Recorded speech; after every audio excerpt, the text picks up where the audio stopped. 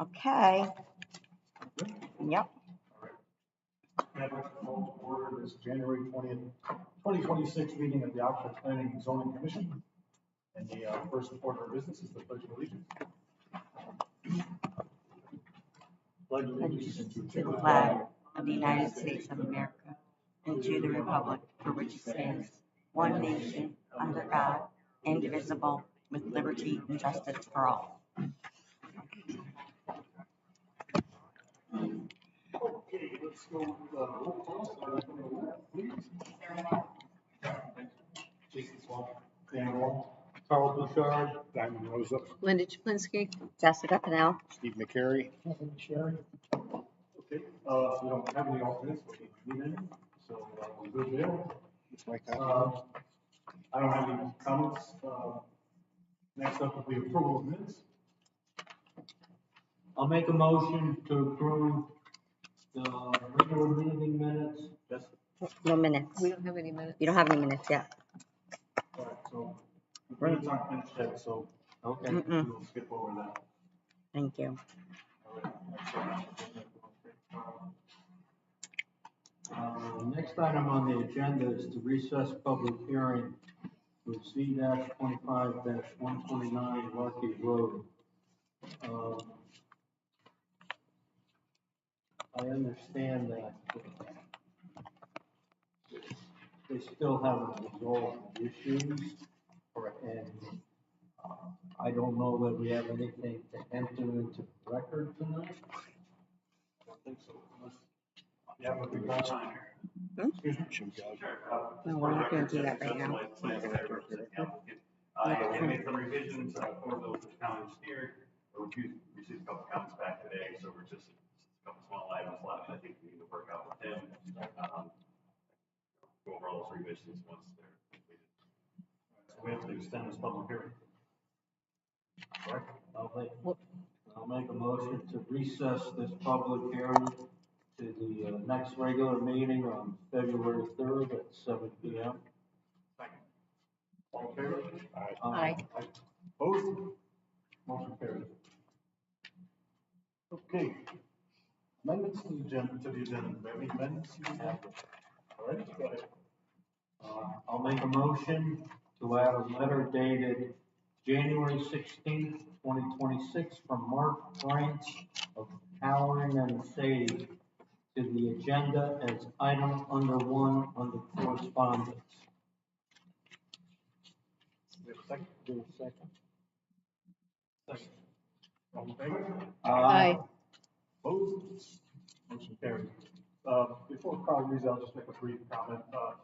This letter was a result of a quick conversation I was having with Mr. Brantz. Something came up that troubled him. He sent me a letter, and I felt the commission should hear it. Okay? So, that's it.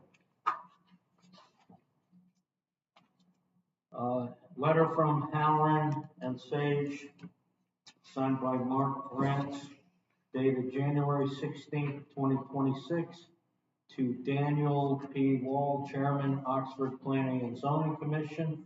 Reference, communication with interested parties outside of commission hearings. Dear Chairman Wall, I want to congratulate you on your election as Chairman of the Oxford Planning and Zoning Commission, and congratulate the other members on their election or re-election, as the case may be. As you know, the law firm of Allen and Sage has been asked to provide legal representation and advice to the commission. It has come to my attention that commission members have occasionally met privately with interested parties such as prospective applicants. This practice is known as ex parte communication and must end immediately. Ex parte communication is any communication between a member of the commission and an interested party, be that party a proponent, a pending or expected application, an opponent, or simply a member of the public. The U.S. and Connecticut constitutions require that all land use agency proceedings must be conducted in accordance with procedural due process. which means that the procedures being used by the agency assure what is called fundamental fairness. There are many judicial decisions at both the state and federal level about what constitutes fundamental fairness. One central element of fundamental fairness is that all participants in the administrative process are basing their statements and decisions on the same body of information.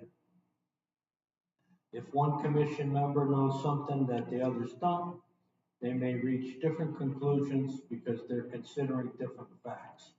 When a land use agency makes a decision using a procedure that doesn't comport with fundamental fairness, its decision is subject to being reversed on appeal.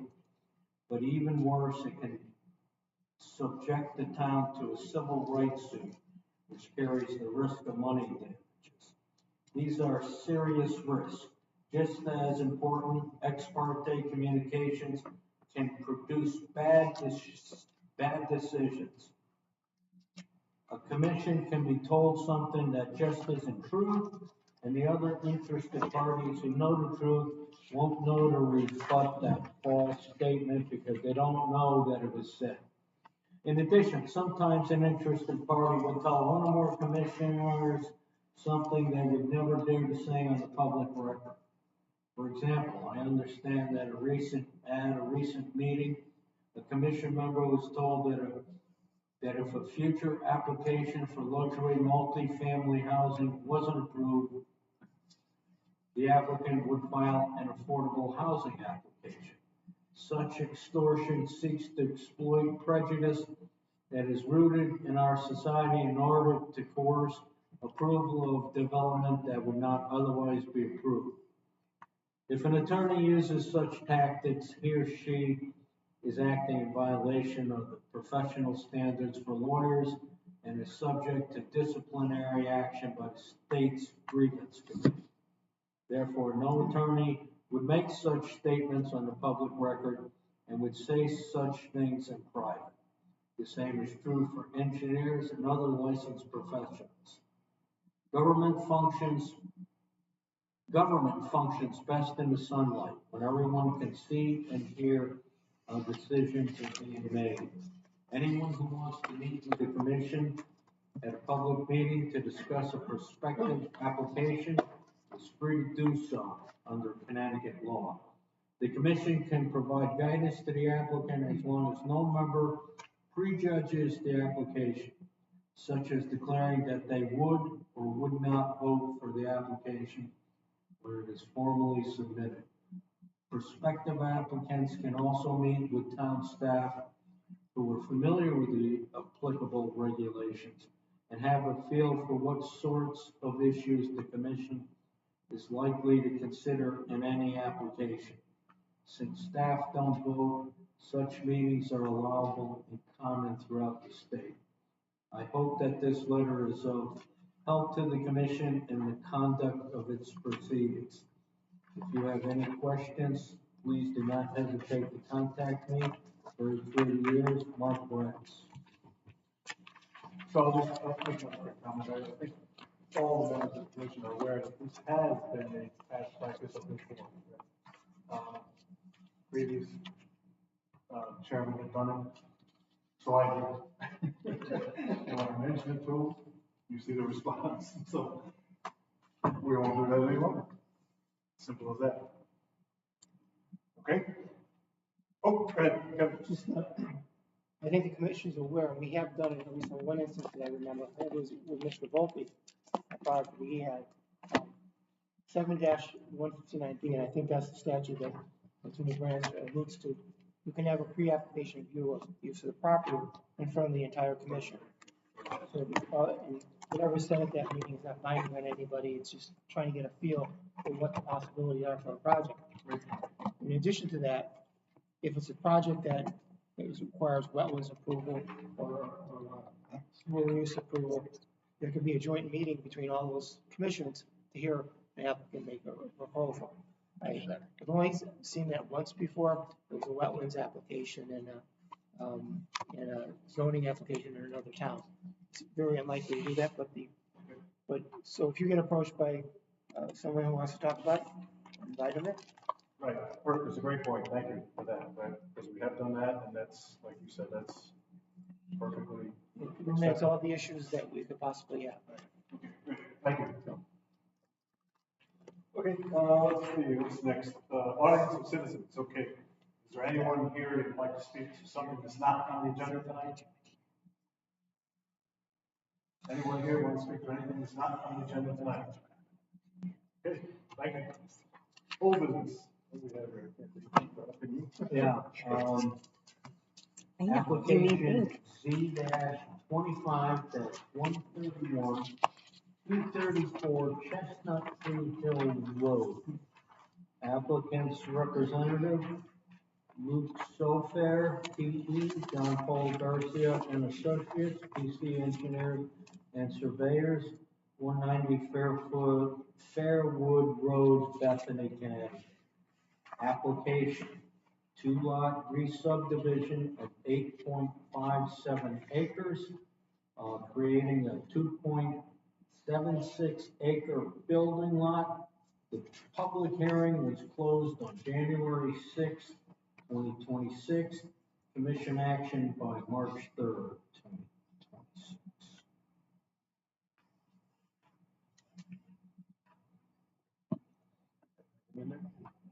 No. Yeah, you do. Well, there is. Oh. Is there any discussion? Oh. Well, hey, is there any discussion, anybody want to discuss this application? I have one question, for clarity. I want to go back to the discussion on the shared driveway. Okay, I know that the applicant came in and said that there would be a maintenance agreement filed with the town clerk's office with the assistance and oversight of the town attorney. What wasn't clear to me in hindsight is whether or not we followed the process. With the shared driveways, if you go back, we have an ordinance that talks about the Board of Selectmen having to approve the shared driveway, but the recommendation for that approval comes from the Planning and Zoning Commission. So we have, under the regulations, of course, we have the driveways, minimum width for two-way traffic, turnarounds, et cetera, but then the ordinance speaks specifically to the process for submitting that request for a shared driveway. So I don't know that portion has been executed. Let's see here. I think in the motion that was drafted, there was language that does state that they must seek approval for the driveway from the Board of Selectmen. Okay. The process, so that's a condition of their approval. And I did see the motion in the packet, and I did see the reference to the maintenance agreement. Thank you, Kevin, because I probably glossed over. Well, no, it's okay. There's a lot of conditions, but it's, Yeah, I didn't see it first either, so, thank you. when we're talking about that, it's important that, especially in towns that have driveway ordinances, that it gets approved by the Board of Selectmen in Oxford's case. And that's something we want to have probably want them to do, but they will make it apply.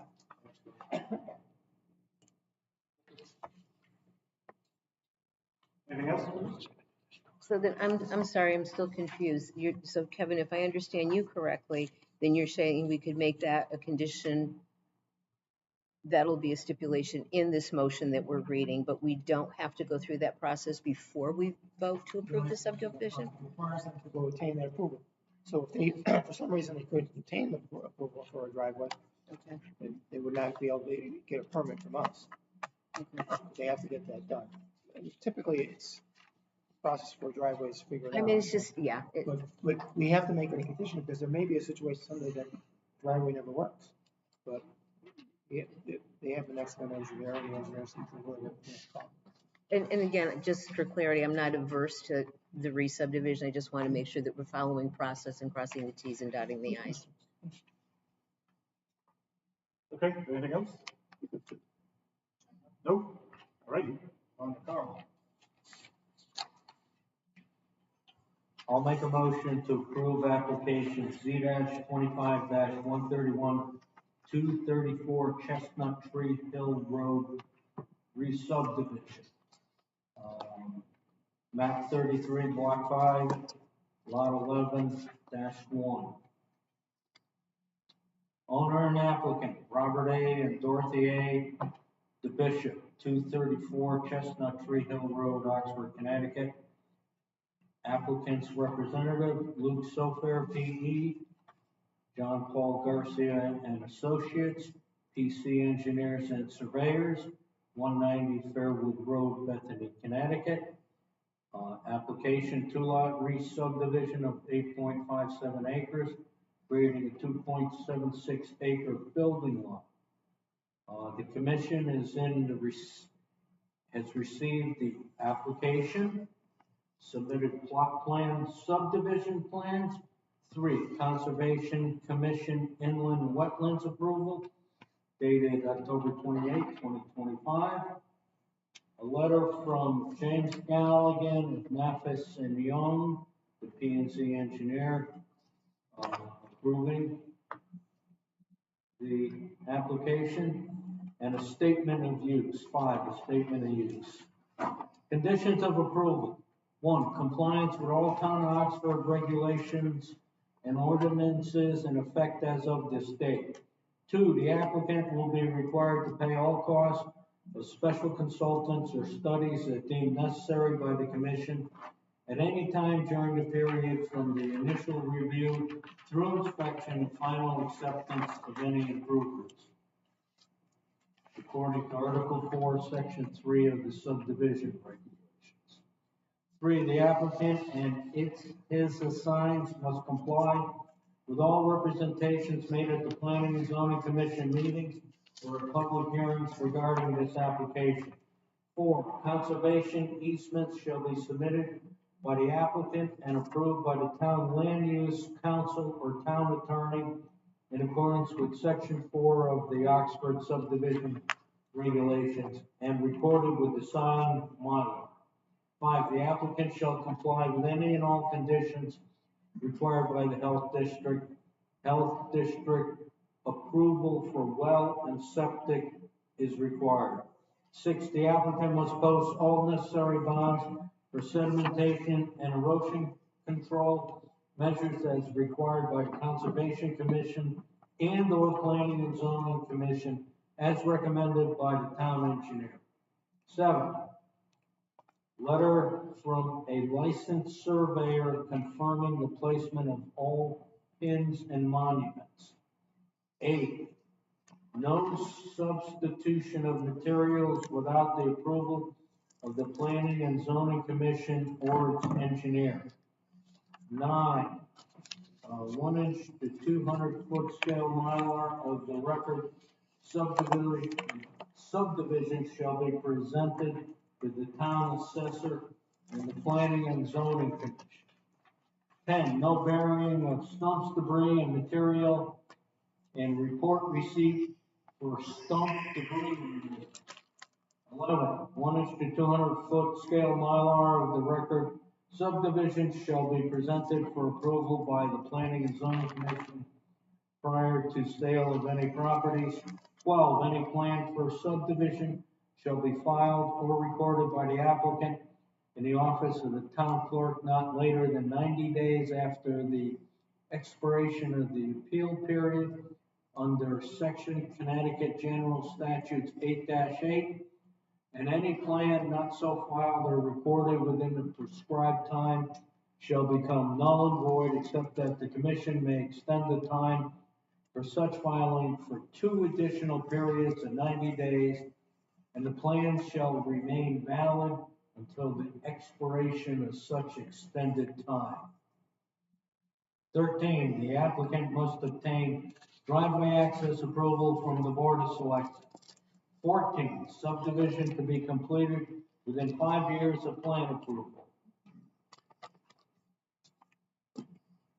I also move to waive the requirement of open space or fee in lieu as the applicant is re-subdividing property for use for their family and not for profit.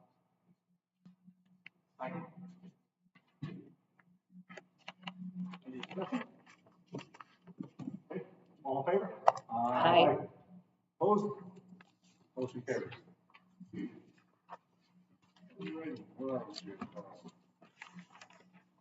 New business, right? New business, 6 Middlefield Road.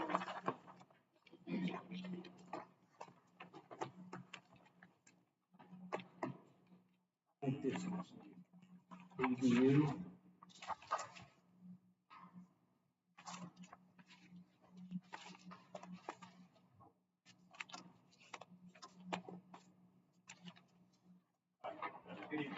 Judge license land surveyor, 52 Main Street, Seymour, Connecticut, representing the applicant, Mr. Angel Maldonado, for his application for site plan approval for accessory dwelling unit 6 Middlefield Road. The parcel is 2.38 acres located in the residential A zoning district. Currently, there is a 2-story, 5-bedroom residence that's under construction on the property. There's a photo of that passed out this evening. That building construction is permitted with health department, wetlands department, and zoning department. Building lot and that structure all conform to zoning regulations of the town of Oxford. The applicant is proposing to put 800 square foot accessory dwelling unit in the bonus area above like 3-car garage on the building. The accessory dwelling unit will utilize the same driveway for primary dwelling. The minimum 3 parking spaces have been provided, 2 for the residence, 1 for the accessory dwelling unit, and a 3-car garage. Additionally, there's additional parking outside the driveway. The owner, Mr. Maldonado, will reside on the premises. The next floor area, the accessory dwelling unit, is 800 square feet. For regulations, it only has 1 bedroom. Accessory dwelling unit for regulations. The accessory dwelling unit will utilize the same well and septic system as the primary dwelling on the property. That has been approved by the Houstonic Valley Health District. Standard erosion control measures are in place on the site, as well as storm drainage. All that has already been permitted. The plan has been reviewed and approved by the Wetlands Department and the Health Department. Site plans and forth submitted. Any questions? It is attached or internal accessory dwelling unit. It's just above the 3-car garage that's already on the structure. Clarify, there was a 3-car garage approved previously that you now want to make an ADU, accessory dwelling unit. So the accessory dwelling unit is in the bonus space above that 3-car garage. Above the 3-car garage. Sorry. Well, that's the second story. Is this as another bedroom? Has the septic been reviewed and checked? Yes, it's been That it approved. accommodates it? Been approved by the health department.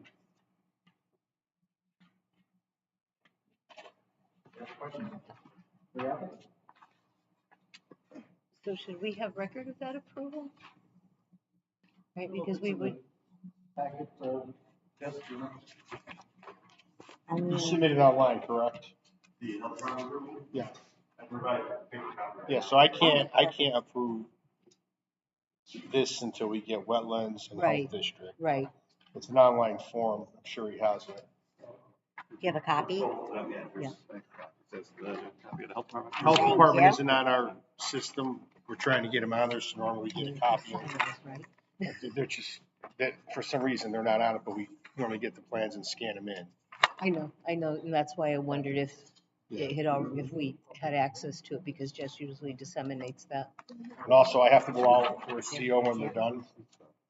I have to go back, when he calls for his CO, there's an $85 fee, we go back out and make sure everything's in the right spot and everything's done to the plan.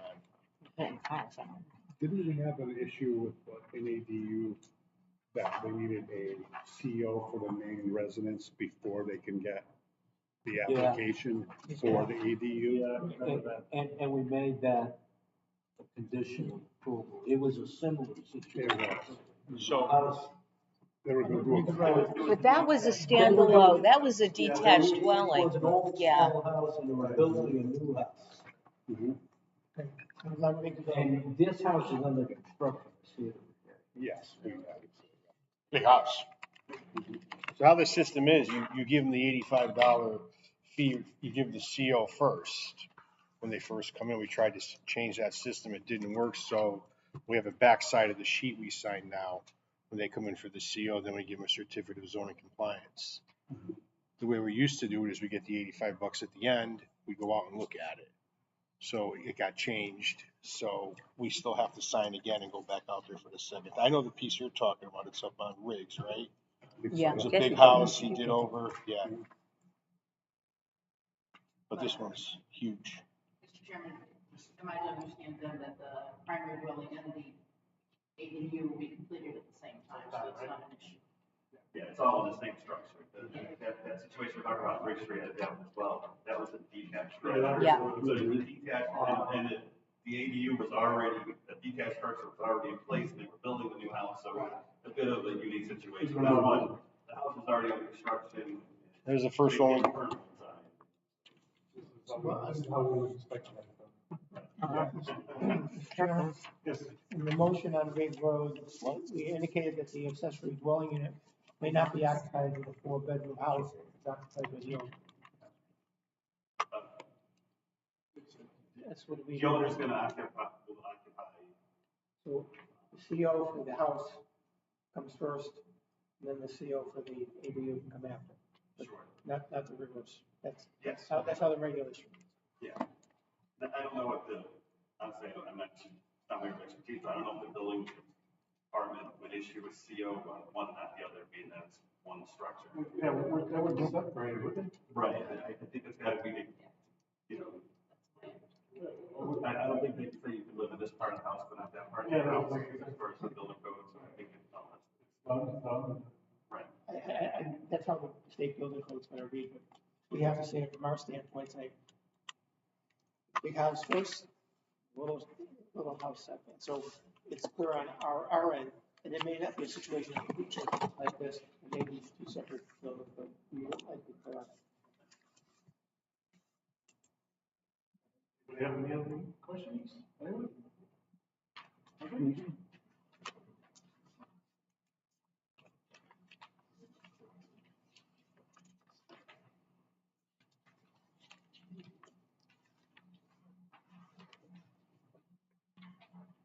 So we have a motion in the back of that. Mr. Chairman? My understanding is that, as per our regulations on ADUs, this doesn't require the approval of the commission. We've been having these come before us, as a help to us to better understand how the regulations are playing out. But none of these fall under the special exception. They are all in the as of right category, provided the appropriate documentation's been provided. But they had to be site plans. They do have to be site plans. That's part of the regulation, but see, so I always you bring the can't- site plans to the commission. Yeah, we don't do the special exception anymore, or we never did. But the site plan, I just bring them because you guys always want to see them. But Steve, you can't sign off on a site plan by yourself. What?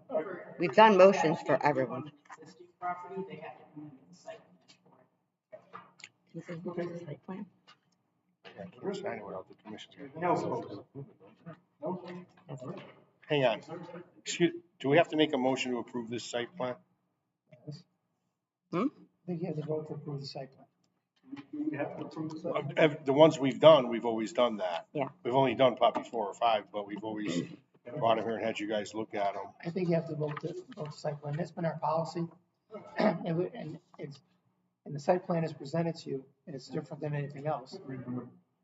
And I think you need to review it and vote it, because there are other measurements and criteria that apply throughout the regulations, that for instance, the ADO can only be a certain percentage of what the house square footage is. And there's other issues, and we address them in the site plan approval, and then it gets approved.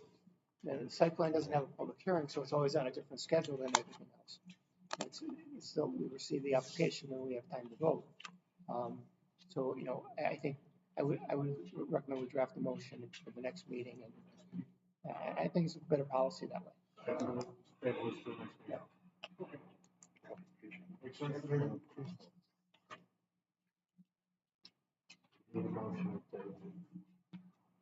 Yeah. Please. I'll make a motion to table this application, C-26-002, 6 Middlefield Road, to the next regular meeting of the Planning and Zoning Commission on February 3rd. All in favor? Aye. Opposed? Hang on. All right, thanks. Okay, what's up next? Zoning enforcement. I don't have much. I'm good. Violations are out like crazy. I gave a list to a few people, you know, just, Nothing worth, I had a ZBA appeal and I won, but I can't discuss it because I assume they're gonna take us to court again, so. That's fine. 101 and 103 Oxford Road are back on the plate again, which we got an FOI from some gentleman on it, so we all had to get together on it. He hit every town agency, Kristen George, myself, planning, zoning, wetlands. I'll bring it to the next meeting because it's out, so. It's all about chickens. All right, next up, invoices. I have an invoice from Mathis and Young Engineers, 1355 Middletown Avenue, Northford, Connecticut. Invoice number 401-25. It's for Great minds. $1,254 for work on the Oxford Greens application. All in favor? Aye. Opposed? Okay, motion passes. Any other? Thing. Brings us right along to other business. Anybody have anything? What do we have? This is the conference on March 10th. Yeah. Did you want to say something about that? I think you're good time. Let's just go to the record, like, that it's there. I mean, everybody's, huh? I just got it and I threw it in. I haven't really had a chance to, What's the date? we get another big packet. It's March 26th, it's this Thursday. And I think they're gonna be talking about the bill, House Well, bill. that's, yeah, it says information on HB Yeah. 802. So I mean, maybe worth it to sit and listen to All that. right, so we'll update the commission as we get closer, right? And, Yeah, I'll have a registration form. I just haven't gotten it yet. This is a save the date. The only other thing I have is we set a public hearing for February 3rd for that compliance with 8-3J.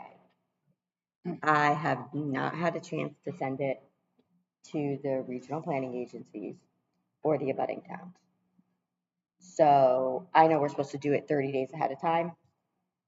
So I would like, since I haven't legally noticed it yet, I would like to change the date to the second meeting in February. 17th, that gives you enough time, I mean, it'll be 28 days. yeah.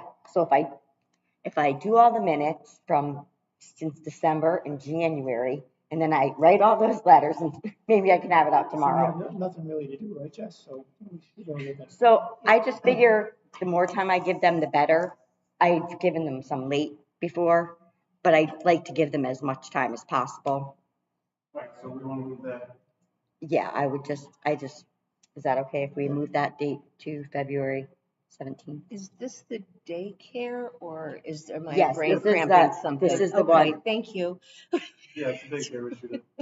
Yeah. We're a little late on it. We're out of compliance with state statute. Right. It puts us in compliance and it treats the adult daycares as the same all the way through as residential. You know, so they become permitted rather than the special permits. I just needed to connect the 830J with what it meant in my brain. All right, so we're going to move that 8:30J public hearing to the 17th. Yeah, and I don't really think I need a motion as long as I know that everybody agrees. Just gonna ask him, do I need to Just vote on this? put motion out there. Okay, let's do it. You've already voted once for February Yeah. 3rd.